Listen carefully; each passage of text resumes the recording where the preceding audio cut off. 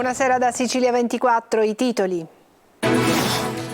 A Naro la marcia dei 200 passi per ricordare Delia e Maria, le donne romene massacrate nelle loro abitazioni da un connazionale. Condannata a 13 anni e 4 mesi, Lorena Lancieri, la vivandiera di Messina Denaro. La donna ha accudito e ospitato a pranzo e a cena il boss durante la latitanza, condannato anche il marito. Ho difeso la sicurezza nazionale. Nell'aula bunker del carcere Uccerdone a Palermo, Matteo Salvini si difende alle accuse di sequestro di persona al processo Open Arms. Tutta la sua vita dedicata agli ultimi. Palermo ricorda Biagio Conte, il missionario laico morto un anno fa, che il Papa volle incontrare. A Catania vandali ancora in azione nelle scuole di Librino dopo la Vitaliano Brancati, distruzione e furti alla Campanella Sturzo. Freddo, vento e pioggia hanno le ore contate in Sicilia. Dopo il calo termico che ha creato disagi nelle scuole senza riscaldamento, le temperature nel fine settimana torneranno a salire. Calcio, il Catania domani sfida il Brindisi al Massimino, diversi nuovi acquisti in campo. Lucarelli punta sull'entusiasmo degli ultimi arrivati.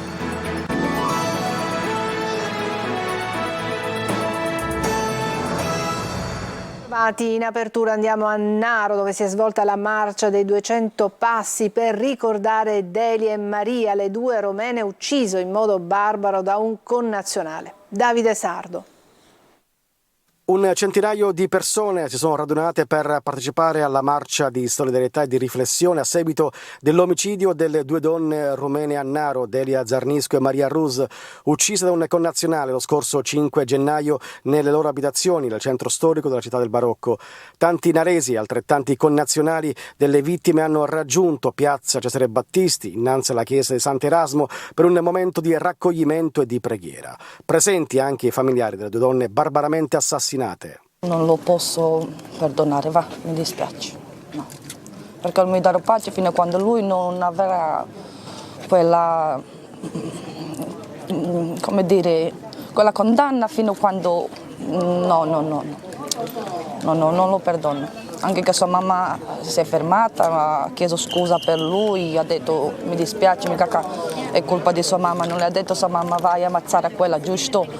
Però perdono no. Poi si sono incamminati in silenzio verso i luoghi degli efferati delitti in via Vinci e vicolo Avenia, distanti tra essi poco meno di 200 metri. Ed ecco perché il sindaco Maria Grazia Brandara, che ha promosso l'iniziativa, l'ha intitolata La Marcia dei 200 Passi. Le due case sono state omaggiate simbolicamente con dei fiori. Stop alla violenza. Non è più pensabile che continuiamo a piangere le morti di donne assassinate, di donne assassinate in questo modo soprattutto. Che vedete, sì, femminicidi ne sentiamo tanti, molti ci sono stati delle situazioni veramente brutte, qua ne abbiamo avuto due nella stessa notte. Dopo la marcia dei 200 passi sono adesso attesi i funerali che si terranno in giorni e luoghi diversi. Sabato pomeriggio nella chiesa di Sant'Erasmo saranno celebrati quelli di Delia Zarnisco, che era cattolica. La salma della donna sarà tumulata al cimitero di Naro. Lunedì pomeriggio invece nella casa del commiato Ferraro sarà reso l'ultimo saluto, secondo il rito ortodosso, all'altra romena assassinata, Maria Rus, che sarà poi sepolta in Romania. Per entrambi i giorni a Naro sarà lutto cittadino. Condannata a 13 anni e 4 mesi, la vivandiera di Messina Denaro, Lorena Lancieri, per mesi ha coperto la latitanza del boss. Assieme al marito Emanuele Bonafede, condannato a 6 anni e 8 mesi, lo ha ospitato a pranzo e a cena. Laura Spanò.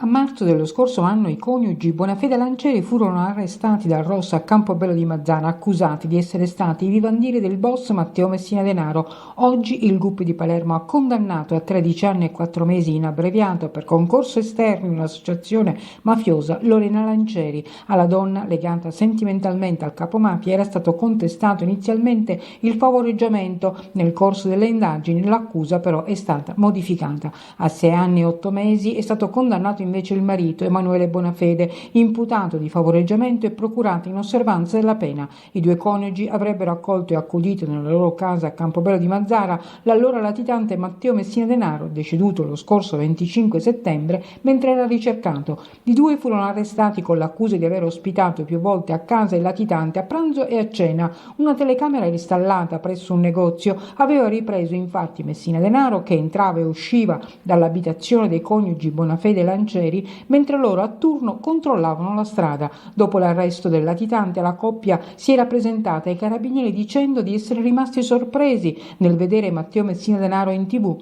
Avevano raccontato che erano convinti che si chiamasse Francesco Salsi e di essere un medico in pensione e di tanto in tanto veniva a casa loro a pranzare. Lorena Lancieri però sapeva bene che quello del medico Salsi era l'alias del boss, tanto che in un pizzino dove si firmava La tua diletta gli scrive: sei un grande anche se non fossi MD, averti conosciuto è un privilegio, peccato per chi non ha potuto. Processo Open Arms, è il giorno dell'interrogatorio di Matteo Salvini che a Palermo nell'aula bunker del carcere Ucciardone si è difeso. Il leader della Lega e vice premier ha detto: non ho mai sequestrato nessuno. Marco Gullà.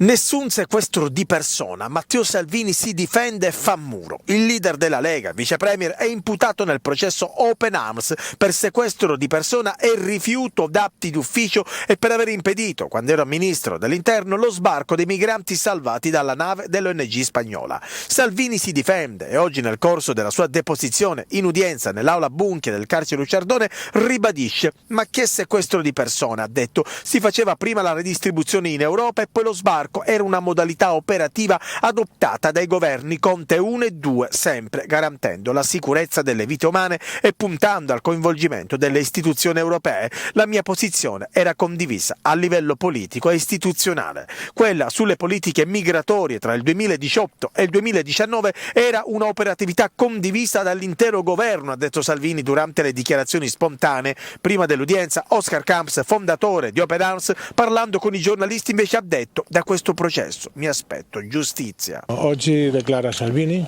Siamo qui davanti all'aula bunker a Palermo per il processo contro Matteo Salvini, che oggi farà delle dichiarazioni. Tutto l'ex governo ha dichiarato e constatato che fu una sua decisione personale di infliggere questo castigo a 160 persone, privandole di assistenza necessaria e tenendole in mare.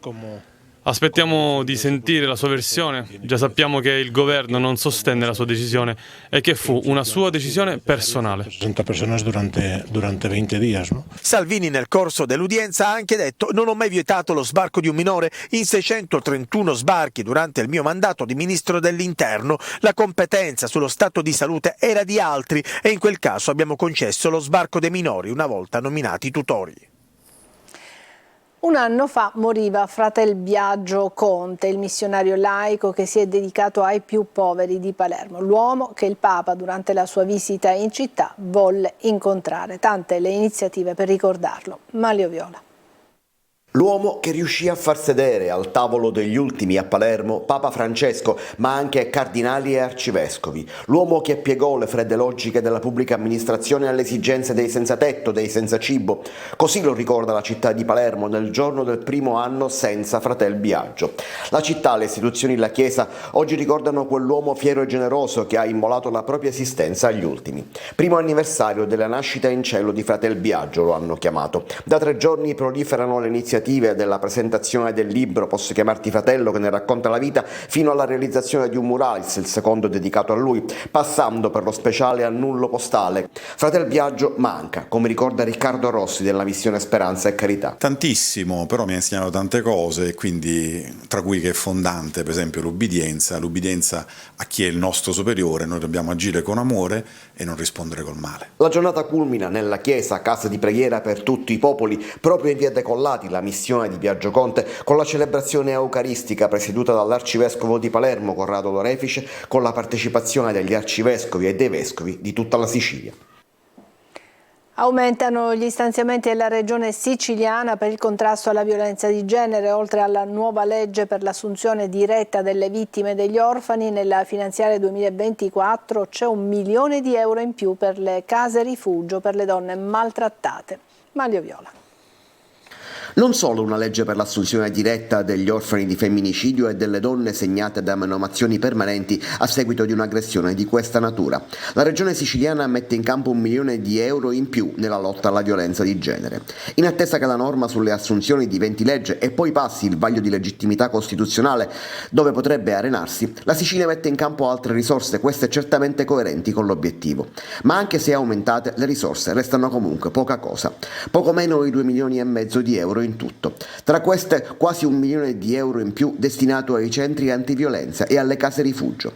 Il budget iniziale previsto dal governo nel testo esitato dalla Giunta nel novembre scorso era invariato rispetto al 2023, poco meno di 1,5 milioni di euro ai comuni che a loro volta si occupano poi di trasferirli ai centri antiviolenza e alle case in cui le donne vittime di violenza di genere possono abitare insieme ai figli per sfuggire a quelle violenze.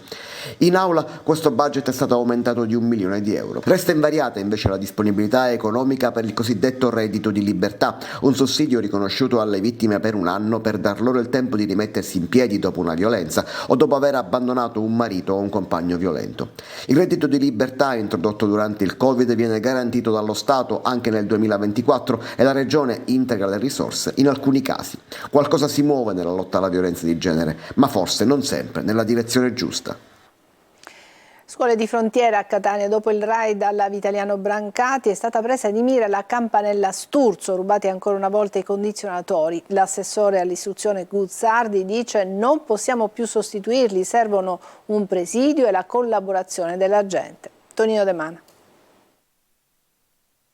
5 incursioni vandaliche in 6 mesi, le ultime 2 in appena 10 giorni e che arrivano dopo il raid incendiario alla Vitaliano Brancati di Catania. Il 2024 si apre all'insegna della distruzione anche alla campanella Sturzo di Librino, dove ignoti hanno nuovamente preso di mira il polo dell'infanzia di Viale Castagnola. Questa volta sono entrati dal tetto, hanno utilizzato una transenna come scala per poi sfondare la porta di una delle classi che naturalmente sono state messe a soqquadro. 7 in tutto le aule visitate dai balordi e 7 le aule rimaste inevitabilmente senza riscaldamento. Si ruba per pochi euro, magari per rivendere il rame dell'impianto di climatizzazione, e così si lasciano al freddo alunni, insegnanti e personale scolastico. Dobbiamo trovare una soluzione, la soluzione non è rimontare subito i climatizzatori, ma trovare una soluzione insieme con la città, col sindaco, affinché questi atti non avvengano più, perché è solo ed esclusivamente un bene per chi ruba sostituire il climatizzatore diventato. Nell'immediato quale potrebbe essere la soluzione? Bisogna aumentare un presidio qui all'interno della zona e chiedere alla cittadinanza, per bene, che ce n'è veramente tanto a quel Librino, di dare una mano, un contributo e segnalare quando si vede qualche malvivente che entra in queste scuole. Assessore, perché a Librino vengono depredate le scuole? Questo me lo chiedo anche io. E prosegue la DAD alla Vitaliano Brancati che, se non ci saranno intoppi, riaprirà lunedì mattina. Intanto è stata anche danneggiata la bacheca antistante la parrocchia Padre Pio di San Giorgio, un altro vile gesto che lascia attonita la comunità. Automobilisti incivili e sosta selvaggia a Catania, dal caos del Policlinico all'anarchia davanti al nuovo Garibaldi di Inesima. L'inciviltà regna sovrana anche per la carenza di vigili urbani. Tonino De Mana ancora. Tra ZTL ancora da mettere in funzione, già vandalizzata, e la cronica carenza di vigili urbani, Catania fa i conti con la sosta selvaggia, un male incurabile che non si riesce a debellare. Forse manca il pugno duro, ovvero le sanzioni agli automobilisti indisciplinati. Di sicuro scarseggia il senso civico, visto che molti catanesi continuano a non rispettare le regole, in questo caso del codice stradale. Dall'anarchia in via Santa Sofia, con gravi criticità davanti al pronto soccorso del Policlinico, al nuovo Garibaldi di Inesima, il quadro è simile e al tempo stesso desolante. Quella che vedete è una colonna di auto, tutte rigorosamente in sosta vietata e tutte parcheggiate sotto i cartelli di divieto di sosta e fermata. Segnaletica pressoché inutile, con il passaggio pedonale inutilizzabile perché invaso dalle auto, mentre chi deve muoversi a piedi ha solo una soluzione: passare tra i mezzi in transito, con il rischio di essere investiti o comunque di intralciare una viabilità già di per sé caotica. Eppure ci troviamo davanti all'ingresso principale di una nota struttura ospedaliera, ma chi deve garantire i controlli non lo fa in maniera adeguata o non lo fa proprio. A microfoni spenti abbiamo sentito diversi operatori dell'ospedale che ci confermano di non aver mai visto un presidio dei vigili urbani. La conferma arriva dall'elevato numero di auto in divieto di sosta. Evidentemente da queste parti le multe sono davvero un optional. Ha vissuto 13 anni con la garza dimenticata nel torace durante un intervento in una clinica di Palermo. Adesso la struttura ospedaliera nella quale era stato operato il 76enne originario del Messinese, che è morto, è stata condannata a pagare quasi 1,5 milioni di euro agli eredi, più le spese legali per la condotta negligente dei suoi sanitari. Lo ha deciso con un'ordinanza la giudice del Tribunale di Palermo, Angela Notaro. E adesso parliamo di maltempo, le temperature in picchiata ma il freddo ormai ha le ore contate. La colonnina di mercurio nei prossimi giorni dovrebbe tornare a salire. Francesco Aloi. Da una settimana nella morsa del maltempo, il nuovo anno in Sicilia è iniziato così. Il generale inverno è arrivato nell'isola dove fino a Santo Stefano c'era chi andava al mare. Non pochi i danni causati dal forte vento, dalla tromba d'aria dell'Epifania a Siracusa agli alberi caduti in diverse zone della regione. La pioggia ad intermittenza ha causato allagamenti, soprattutto nel catanese e nel messinese. Giorni di duro lavoro, quindi per i vigili del fuoco impegnati su più fronti. A confermare l'arrivo dell'inverno è anche il termometro. Nel giro di pochi giorni le temperature sono scese in picchiata. Sui rilievi è arrivata la neve, qui siamo sull'Etna, e nelle aule il gelo. Sì, proprio così. A Palermo soltanto una scuola su 3 ha un impianto di riscaldamento adeguato. Così, come ogni anno, tornano le proteste degli studenti. Secondo gli esperti bisognerà coprirsi ancora per un po'. Già da questo fine settimana dovrebbe tornare il sole e nei prossimi giorni le temperature potrebbero superare i 20 gradi. Adesso una pausa, tra poco.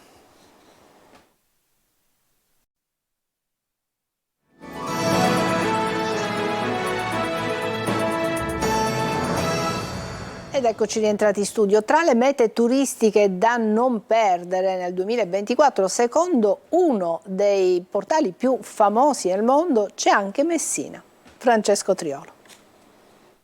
Messina è una delle 10 mete turistiche da non perdere nel 2024. A dirlo è il portale Visit Italy, primo canale di promozione turistica indipendente dell'Italia nel mondo, unica località siciliana inserita in questa speciale graduatoria che sta facendo il giro del web. Col Messina anche la calabrese Tropea e località come Courmayeur, Maranello, Mantova, Bari o l'isola di Sant'Antioco.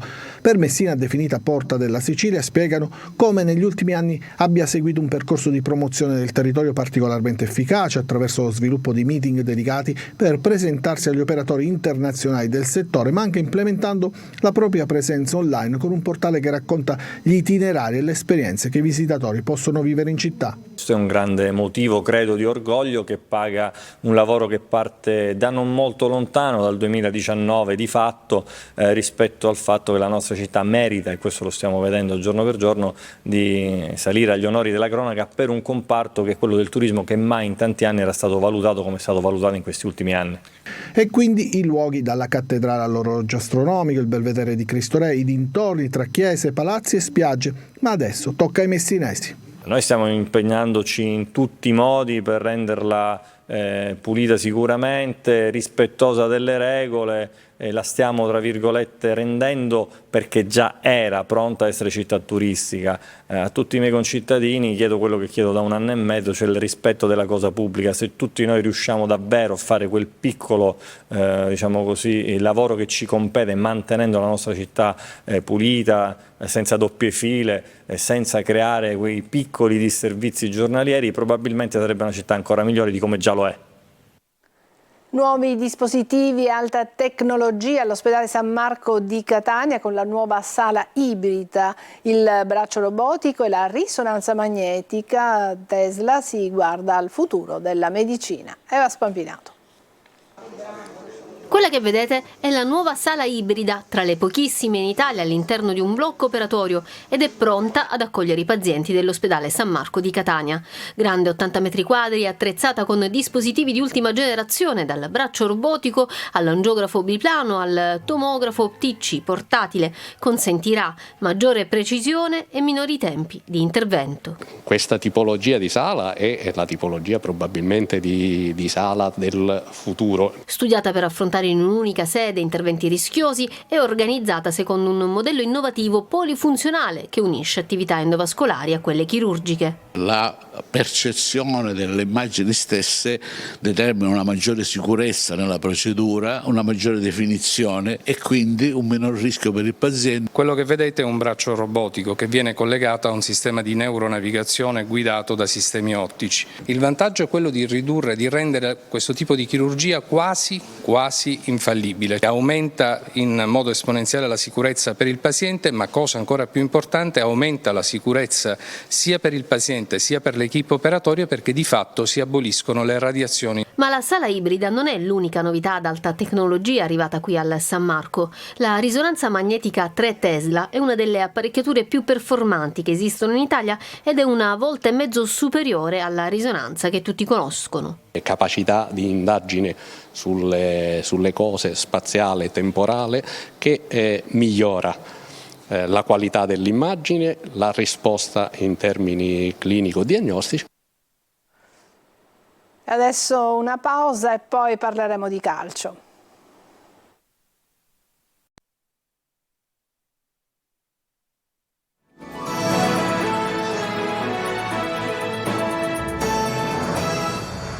Eccoci al calcio. Catania domani in campo contro il Brindisi, ma tiene banco ancora il calciomercato. Ufficializzate 2 cessioni a Palermo, ipotesi di scambio Soleri Verde con lo Spezia. Sentiamo Francesco Triolo. Nello spogliatoio del Catania è tempo di saluti. Dopo Deli, andato alla Casertana, altri 2 hanno lasciato la maglia rossaazzurra nella mattinata di oggi. Filippo Lorenzini e un nuovo giocatore del Novara di Pietro Lo Monaco. Col Catania ha conquistato la promozione in Serie C e sommato complessivamente 47 presenze. Per lui cessione a titolo definitivo. Va in prestito al Fiorenzuolo invece il difensore Mattia Maffei. In entrata per il momento è tutto fermo in attesa di altre uscite, ma la sensazione è che la rivoluzione non sia finita e sono pronti ad arrivare Tello, Gucer e Frigerio. Intanto però Lucarelli potrà contare sui 7 nuovi arrivati sinora e sulle loro motivazioni. Portano entusiasmo sicuramente e poi perché sono giocatori sul quale puntiamo per poter costruire un qualcosa che, come vi ho detto, dovrà arrivare entro X tempo. Per quello che offre il mercato di gennaio sicuramente sono i migliori profili che siamo riusciti a far muovere. Lucarelli ha anche chiarito come ancora non sono tutti pronti per essere gettati subito nella mischia. Sul fronte mercato tutto fermo anche a Messina dopo gli arrivi di Rosafio, Zona e Piana. Adesso l'obiettivo è di inserirli nello scacchiere di Giacomo Modica. A Palermo invece c'è un'idea per l'attacco nata dopo un incontro tra il direttore sportivo Rinaudo e il dirigente dello Spezia Edoardo Macia. L'ipotesi è quella di uno scambio con Verde in rosanere e Soleri ai Liguri. Sul giocatore ci sarebbe anche il Cagliari, intenzionato a sciogliere le riserve solo nell'ultima settimana, e su Soleri ci sono anche altri club, tra cui Pisa, Brescia e Modena. Dopo il TG andrà in onda Preview, la trasmissione di anticipazioni sul prossimo weekend calcistico, il mercato del Catania in primo piano, ma anche tutti i temi del match contro il Brindisi, e daremo spazio anche alla Saturnia di pallavolo. Preview fra poco in onda con la conduzione di Marco Carli. Mi fermo qui, è tutto per questa edizione di Sicilia 24. Grazie per averci seguito, buona serata.